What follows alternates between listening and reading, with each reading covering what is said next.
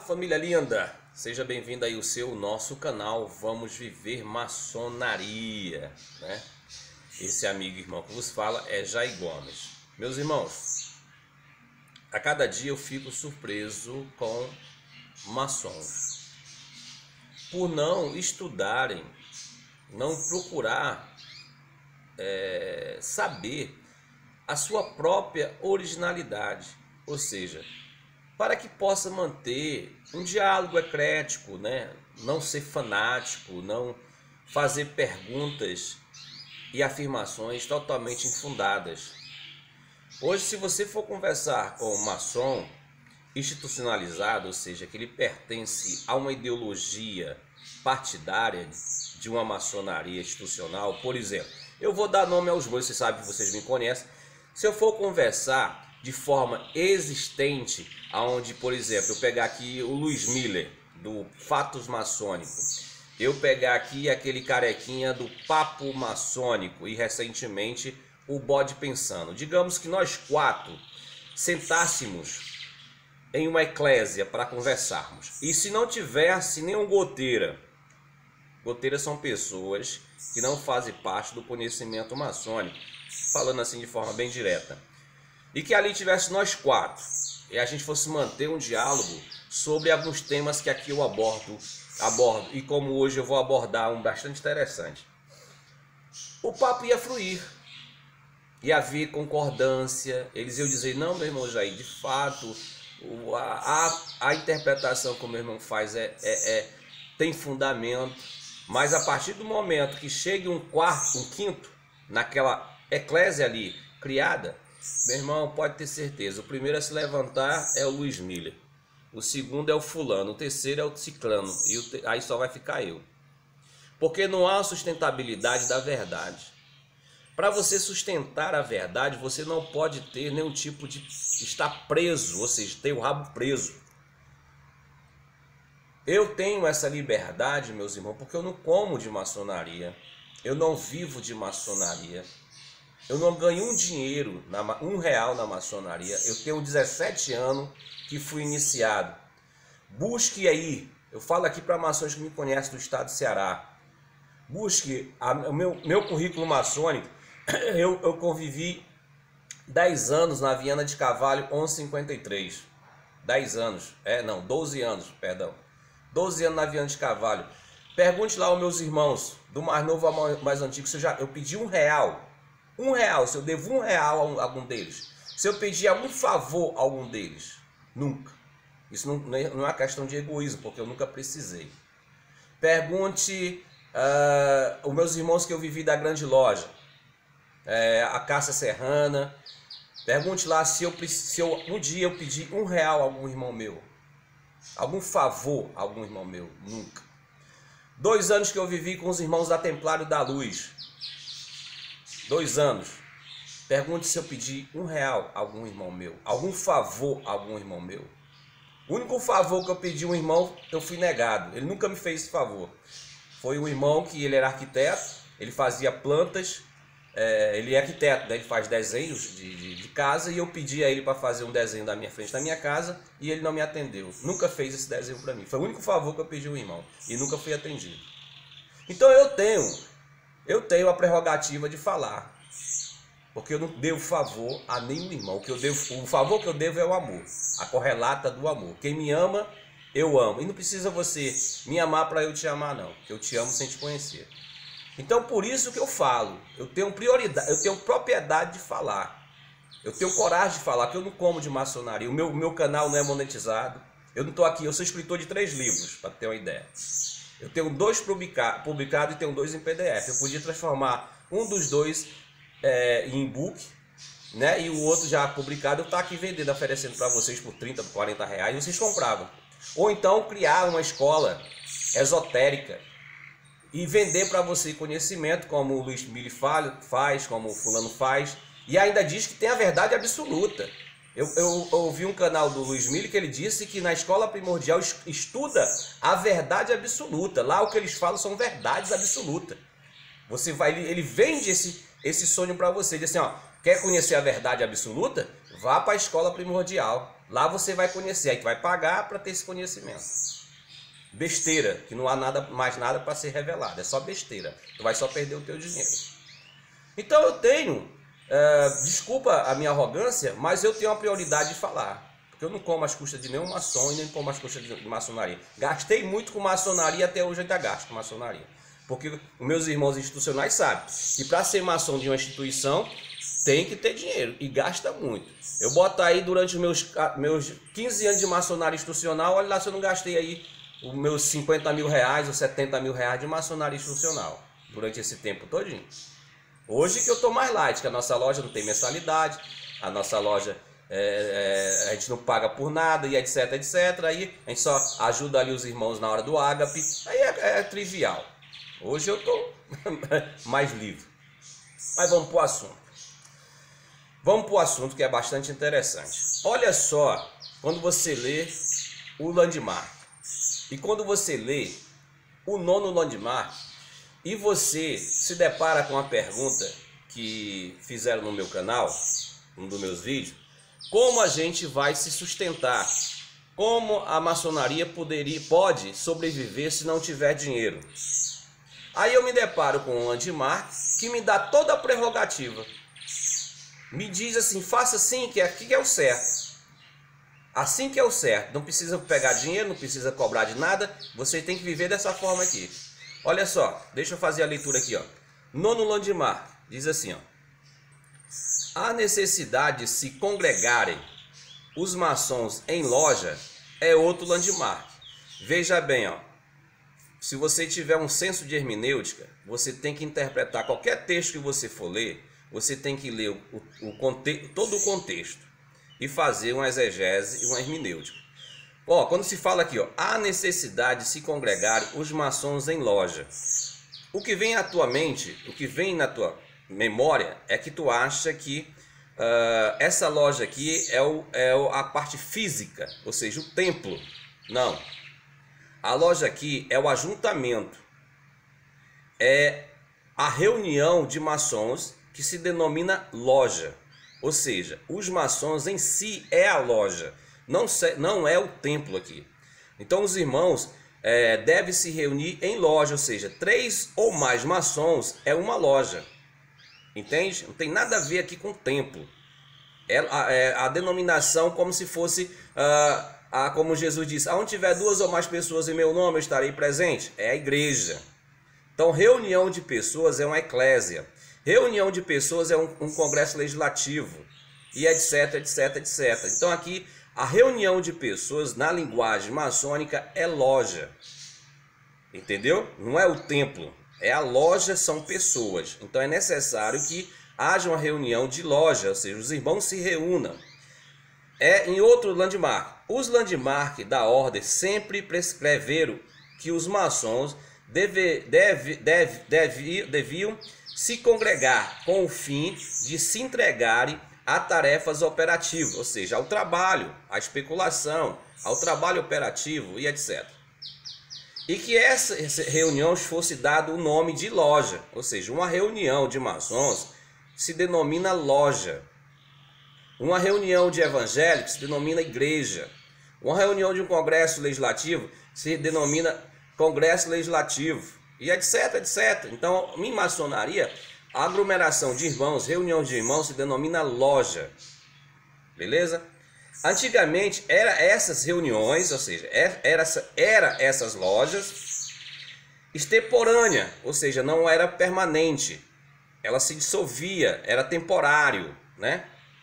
Convocada para assuntos especiais e logo dissolvidas, ou seja, essa loja era dissolvida, essa reunião era desfeita, separando os irmãos para de novo se reunirem em outro ponto, em outras épocas, conforme as necessidades e as circunstâncias exigissem. Cartas constitutivas, regulamentos internos, lojas e oficinas permanentes e contribuições anuais são inovações puramente modernas de um período relativamente recente. Ou seja, não havia necessidade de lojas permanente.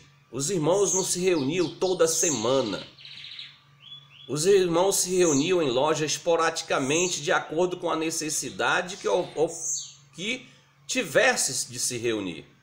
Nós aqui da Guerreiros da Luz, nós não estamos sendo diferentes, não. Nós estamos resgatando essa forma de trabalho da maçonaria no seu tempo primordial.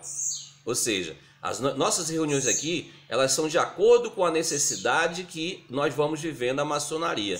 Nós vivemos mais maçonaria fora das reuniões existenciais do agrupamento da loja, ou seja, a loja ela é constante na sua vida orgânica do que no seu ajuntamento de forma semanal, quinzenal, ou seja, olha, só para tu ter uma ideia, nós nos reunimos, a loja se reuniu no dia 3 desse mês, no dia 3 que a gente fez uma iniciação.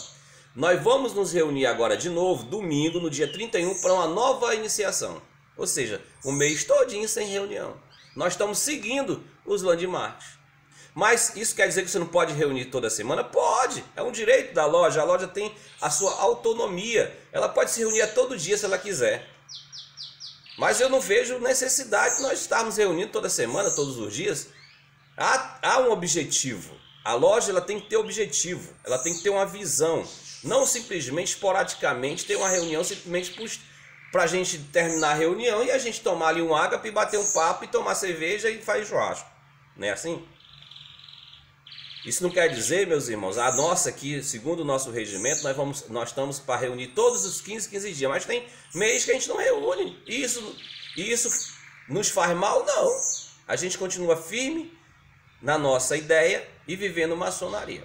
Então essas questões de cartas constitutivas, regulamentos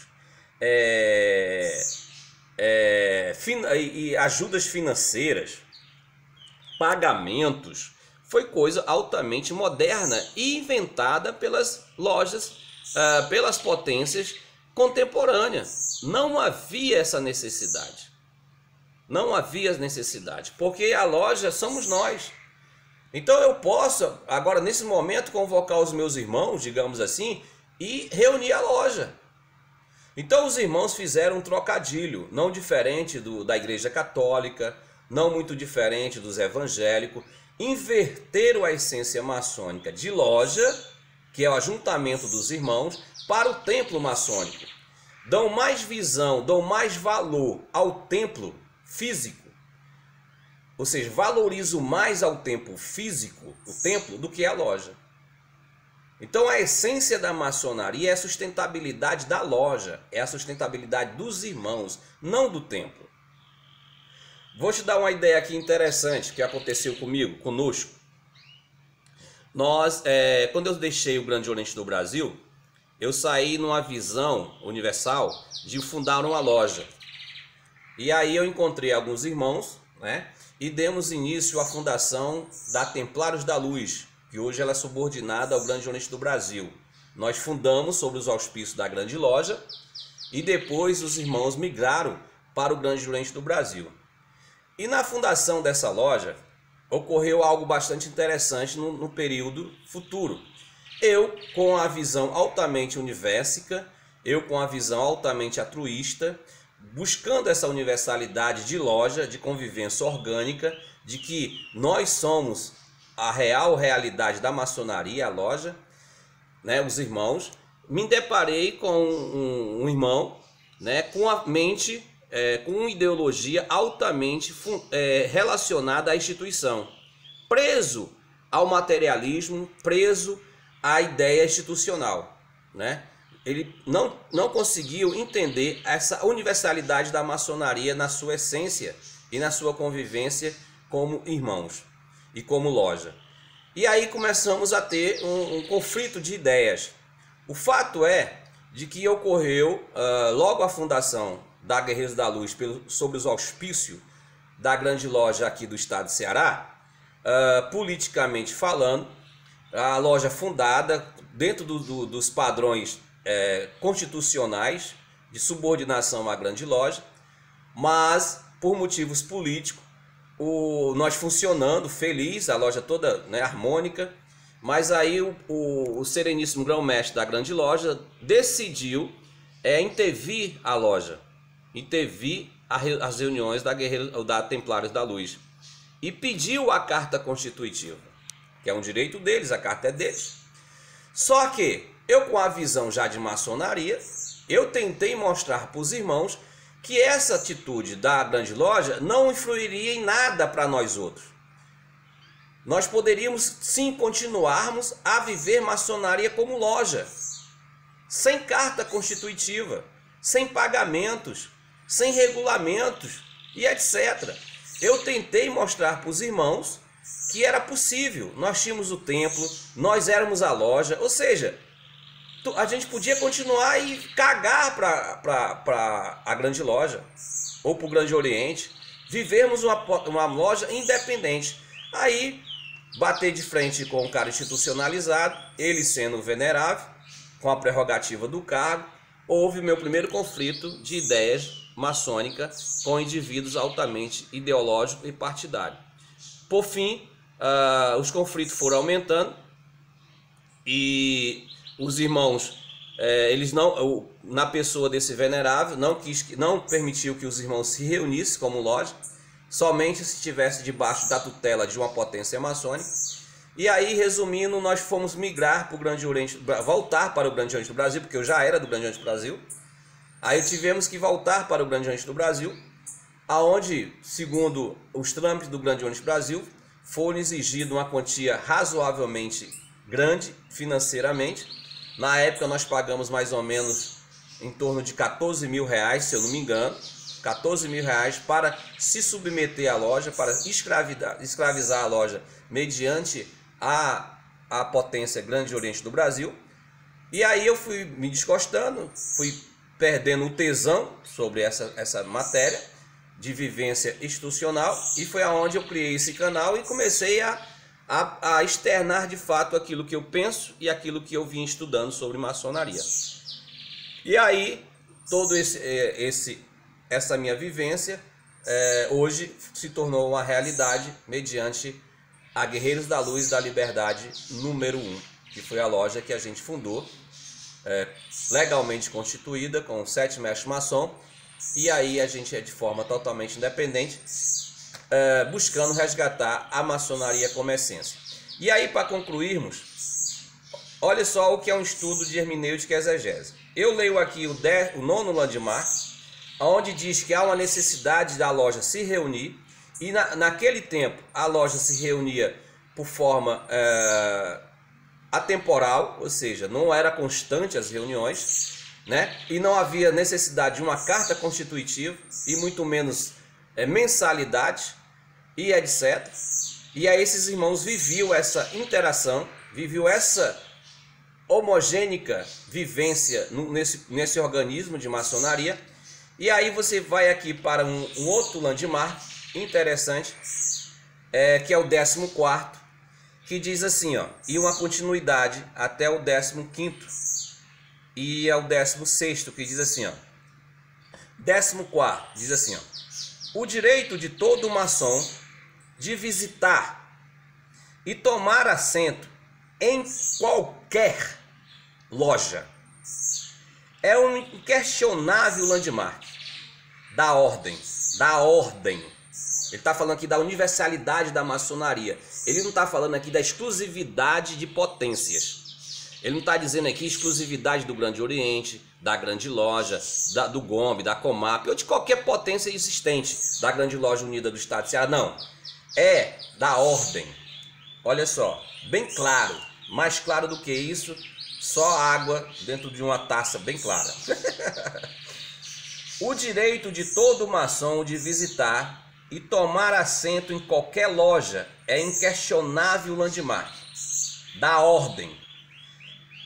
É o consagrado direito de visitar, que sempre foi reconhecido como um direito inerente que todo irmão exerce quando viajar pelo universo, e é consequência do modo de encarar as lojas como meras divisões por conveniência da família maçônica universal. Meu irmão, isso é lindo. Isso é lindo. O cara que escreveu isso aqui, o cara estava inserido em uma universalidade maçônica, jamais ele achou que ia acontecer o que está acontecendo hoje na maçonaria mundial. Pessoas pedindo dinheiro, pessoas cobrando, exigindo do outro financeiro para poder se intervisitar. Enquanto o cara escreveu, deixou como landmark que os maçons têm direito a tomar assento em qualquer loja maçônica. É um direito inerente. Tu sabe o que é isso? A inerência? Potencializado. É um direito teu. É um direito que está inerente em você. É uma coisa que é tua. A partir do momento que você iniciou na maçonaria, esse direito é teu. Você não precisa pagar para isso. É um direito inerente à sua pessoa. Você consegue entender isso? É algo que foi ortogado para você, foi concedido a você esse direito. Não precisa você estar pagando, não precisa você isso ou está aqui. Queira você aceitar ou não, é um direito seu. As lojas são meras formalidades dessa família universal. Lê o ritual escocês antigo aceito. Meu irmão chanceler, o que é maçonaria? Babá. Ela é regional? Não, ela é universal. E suas oficinas se espalham por todo o orbe terrestre. O que é a grande loja do estado de Ceará? Ela só fica aqui no estado de Ceará. O que é o Grande Oriente? Só é no Brasil. E aí, cadê a universalidade? Aí eu tenho que pagar para visitar? Eu tenho que fazer tratados de reconhecimento dessa politicagem? Hoje é dessa forma, mas outra hora não era assim. Continuando, ó. Nenhum, olha só, não é o que eu falo sempre aqui, ó. Nenhum visitante, ou seja, o cara vem visitar aqui a nossa loja, seja ele de qual potência for, se ele for maçom. Veja bem, ó, se ele for maçom, ó, nenhum visitante desconhecido dos irmãos de uma loja pode ser admitido à visita sem que antes de tudo seja examinado conforme os antigos costumes. Esse exame só pode ser dispensado se o maçom for conhecido de algum irmão do quadro que por ele se responsabilizar. Pronto, mais simples do que isso, meus irmãos. Ou seja, todo maçom tem direito a visitar uma loja. Se ele for irmão do quadro, ou se ele for reconhecido pelo irmão do quadro, ele não precisa passar pelas formalidades do reconhecimento. Mas se ele for reconhecido pelo irmão do quadro, ele tem assento livremente, porque é um direito dele. É um direito dele, é inerente nele. Nenhuma loja pode intrometer-se em assuntos que digam respeito a outra, nem conferir graus a irmãos de outro quadro. Pronto. Cada oficina tem a sua autonomia, cada potência tem a sua autonomia, do micro ao macro e etc. Então é um direito inerente no maçom de tomar assento em uma loja. Meus irmãos, mais claro do que isso, aí você fica buscando carta constitutiva, você fica buscando carteirinha de sim, você fica buscando... tem maçom que anda com carnê, para tu ter uma ideia. Eu já tive experiência do cara chegar na nossa loja para visitar, o cara apresentar o carnê da mensalidade dele paga, o sim dele, e eu dizer assim, meu irmão, meu irmão, fala o seguinte. Aí eu levo ele lá para um cantinho e digo assim, meu irmão, é preciso isso aqui para você entrar aqui, ó. E isso eu na instituição. Aí eu faço essas formalidades aqui, ó. Ó, vou aqui pro primeiro landmark. Ó, que diz aqui, ó. Ó. Os processos, primeiro landmark. Os processos de reconhecimento são os mais legítimos, inquestionáveis de todos os landmarks. Não admite mudança de qualquer espécie, pois sempre que isso se deu, funesta consequência vieram demonstrar o erro cometido. Então eu passo pelo processo de reconhecimento. Eu vou fazer aquele irmão se reconhecer para comigo. Se ele for maçom, ele vai passar por esse processo de reconhecimento. Por todo o processo que somente o maçom iniciado sabe. E olha lá, ó, já tentaram mudar. Você observou um pouco aqui da minha leitura? Se você for um observador, você vai entender aqui que já tentaram mudar os processos de reconhecimento. Ó. Vou ler aqui de novo para você. Ó. O processo de reconhecimento são os mais legítimos, inquestionáveis de todos os landmarks.